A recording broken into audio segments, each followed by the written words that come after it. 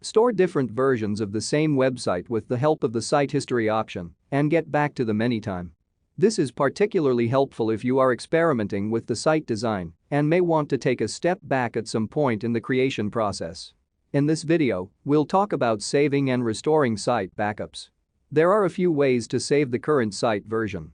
If you are working in the editor, click on the three dots here, then select Create Site Version. Also, after you publish a site, the option of saving the current site version appears in the pop-up.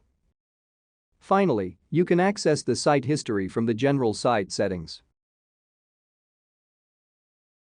Whichever way you choose, simply click on Add to save the site version. Once you do so, you can rename it or delete.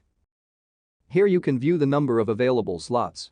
This depends on your subscription type. Now, if you'd like to restore any of the saved site versions, choose the version you want to restore and click on the relevant button. Please note that you can save the restore only the site content and design, basically what you see on the pages in the editor like blocks, images, and so on. This won't work with the site settings, integrations, and domains. Once you restore the site version, select to publish it or open it in the editor. All in all, this feature allows you to work safely with a website, knowing that you can restore a previous site version at any time.